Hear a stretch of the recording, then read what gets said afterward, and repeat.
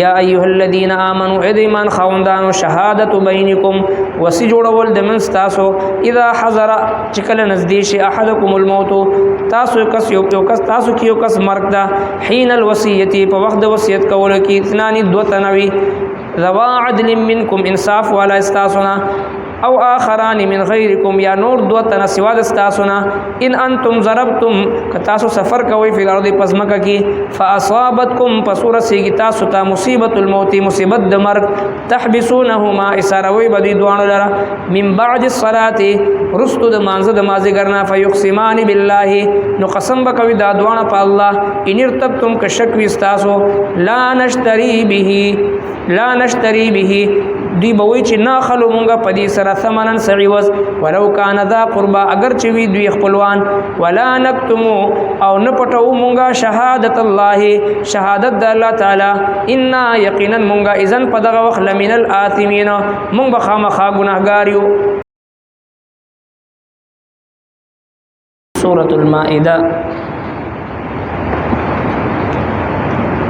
آیت نمبر 106.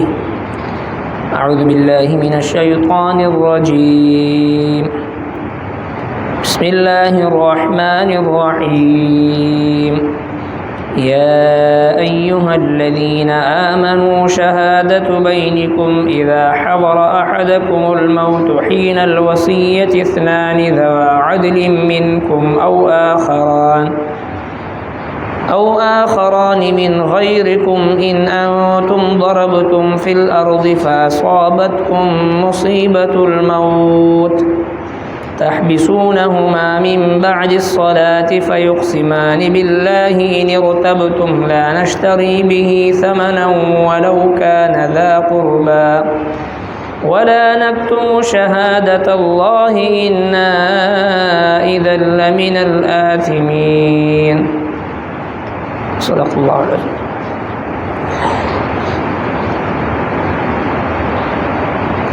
د دې آیتونو مبارکو شان نزول اغدا سری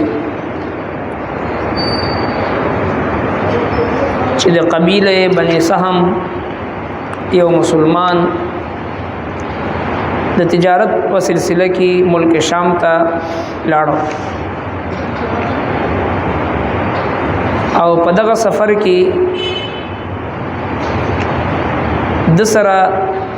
دوا عیسایان نصاراونا یو عدی او دویم تمیم داری دا دو کسان عیسایان ورسره او دا یو مسلمان د قبیله بني سهم نه دوی په سفر باندې او چې کله د سفر دوران کې دی مسلمان ته د مرګ کیفیت شروع شو او دی پزان پوه شو چې د دې بیماری نه خکېږم نه او مرګ نزدې دی نو فوراً وصیت ولیکلو او د خپل چې څونه د سره سامانو هغه وصیت نامه کې هر څه درج کو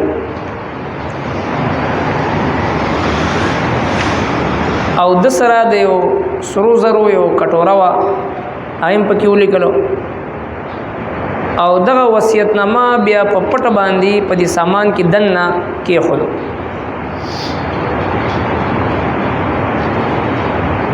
او دینه بعد بیا خپل دی مرغور ته وصیت کو چې تاسو زما دا سامان زما فلانکی وارثان دي هغه ته ورسوي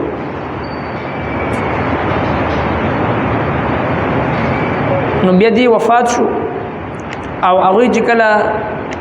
دغه سفر نه واپس شو نو د سفر دوران کې چې هغه دا سامان کولو کو نو هغه کې هغه د سرو زرو کټوري وا هغه دوی التزان لا پخپل باندې خرڅ او په 1000 درهم باندې خرڅ شو او د دې مسلمان اراده دا کړو دي چې دی بز بادشاہ وقت ته د تحفې په تور باندې به پیش کوم خو دې دوانو هغه په 1000 درهم باندې یا په 1000 دینار باندې خرڅ کو چې کله دوی د سفر نه واپس رالل نو چې کله وارثانو ته خپل سامان حواله شو پاغي کې هغه سامان کې دنه لاندې یو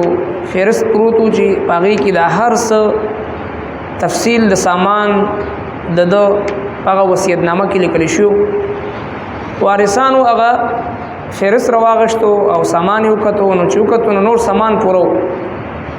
یو هغه د سرو زرو کټورا هغه لوخي اپ کینو نو چې کله دی کسانو نه د عادي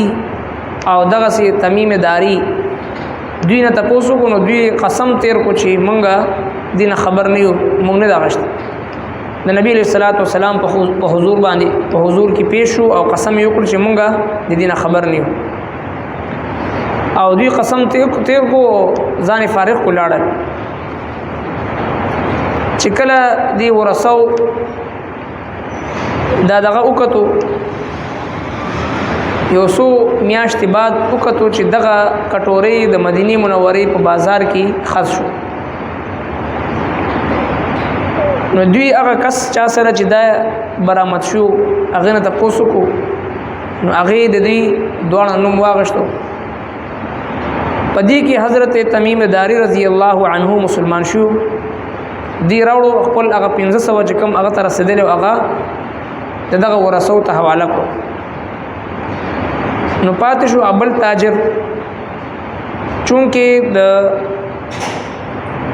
حضرت تمیم داری رضی الله عنه په شهادت سره داغي هغه جرم چې کوم د اسلام نمخ کې هغه ثابت شو داغي هغه قسم له اعتبار پاتې نشو لہذا دغه مسلمان د وارثانو نه دو کسان هغه را پاسدل او هغه قسم کو د قسم په ذریعہ باندې چې دی هغه د دوی خلاف فیصله وکړي شو او دنه هغه 1500 درهم چې کم پاتیو هغه دی ورثو ته حواله کړی شو دغه واقعې نه بعد الله تبارک وتعالى دا آیت مبارکه نازل فرمایل دا آیتونه مبارکه نازل فرمایل چې کله هم تاسو په سفر باندې او یا تاسو ته مرګ راشي نو داسې معاملات وی چې پاغي کې وصیت کول ضروری وي نو پکار دی چې یو دوا عادل گواهان ثالث هغه مقرر کوي او داغوی په ذریعہ باندې خپل ورثو ته وصیت ولیکي بعض اوقات ورثه موجود نه نو ډېر قسمه معاملات وي صرف میراث نه وي د میراث نه علاوه هم ډېر معاملات داسې وي چې پاغي کې یو سړی د وصیت په ذریعہ باندې د خپل آخرت غاړه خلاص کی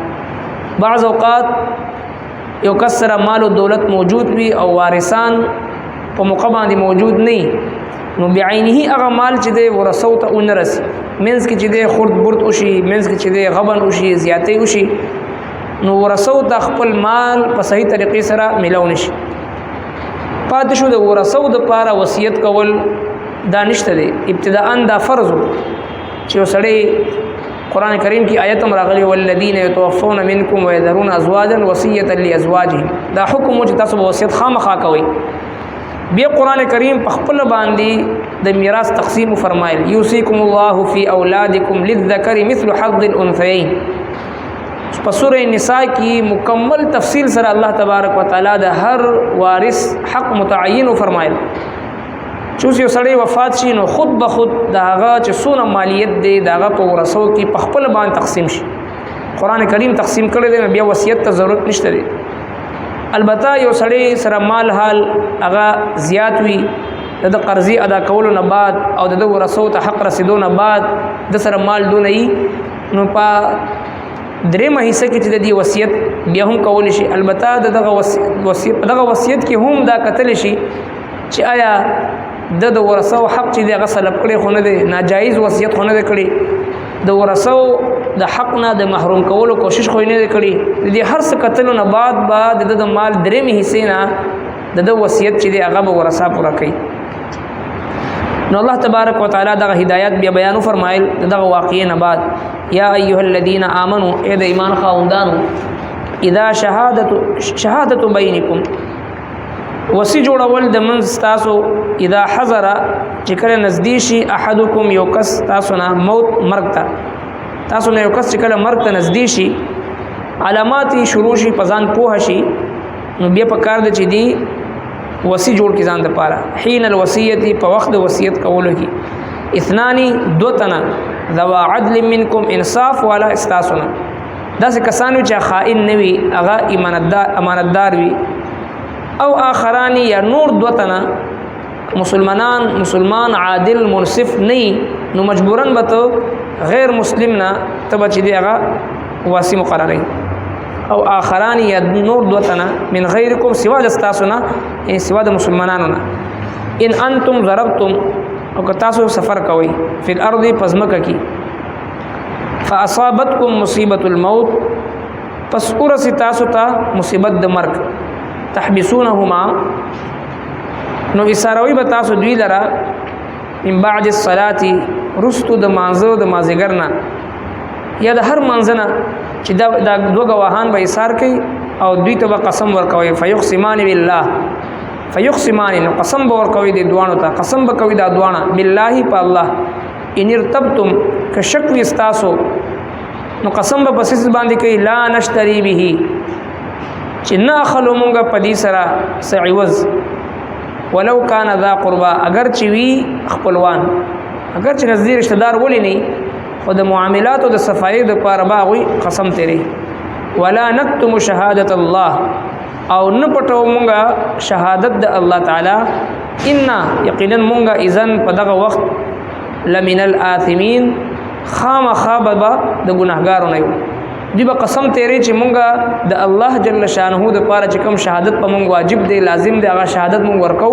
شهادت نه پټو او قبل فرض مونږه شهادت پټکړي نو دا به مونږه په دی وخت به مونږ ګناهګار یو دی به دا قسم تیری او قسم تیرولو نه بعد د دوی په وینا باندې د دوی په خبر باندې با اعتماد او یقین کول شي یو مسله په دې کې دا ذکر شو چې همیشه چې یو سړی وصی جوړي یا گواه مقررین مسلمان عادل منصف ایماندار دیندار هغه مقرري ځکه دا د دیانتداري معامله ده او چې کوم په دې کې غیر منصف وي غیر دیانتدار وي بے دین وي نو هغه په دې کې دا دې حق نشي ادا کولی او دویم دا چې بعض اوقات چې کله مسلمان موجود نه وي نو کافر هم چې د مجبوري اگر چې کافر خود مسلمان د پر شاهد او گواه نشي جوړېدي د مسلمان په حق لا د کافر شهادت قابل قبول نه وي په شرعي احکامو کې البته په دې معاملاتو کې مالی معاملاتو کې په تجارت کې وغیرہ کې چې کله یو ځای کې مسلمان موجود نه وي نو مجبورن چې هغه کافر بطور وصی بطور گواه هغه مقرر شي یا ایها الذین آمنوا اذ ایمان خوندانو شهادت بینکم وصی جوړول د من تاسو اذا حضر چې کله نږدې شي احدکم الموت تاسو کس یو کس تاسو کې یو کس مرګ دا حين الوصیت په وخت د وصیت کولو کې اثنان دو تنوي ذوا عدل منکم انصاف والا استاسنا او آخران من غیرکم یا نور دو تن سوا د استاسنا ان انتم ضربتم کتاسو سفر کوي فی الارض پزمکه کی فاصابتکم پسور سیگی تاسو ته مصیبت الموت مصیبت د مرګ تحبسونهما اساروی بدی دوان لرا من بعد الصلاه رستو د مانزه د مازیګرنا فیقسمان بالله نو قسم بکوي دا دوان په الله ان ارتبتم کشک وستاسو لا نشتری به دی بوي چې نه خلو مونږه پدې سره ثمنن سعوز ولو کان ذا قربا اگر چې وی دوی خپلوان ولا نکتم او نه پټو مونږه شهادت الله شهادت د الله تعالی ان یقینا مونږه اذن په دغه وخت لمن الاثمین مونږ خامخا ګناهګار یو صدق الله ربنا تقبل منا انك انت السميع العليم وتب علينا انك انت التواب الرحيم برحمتك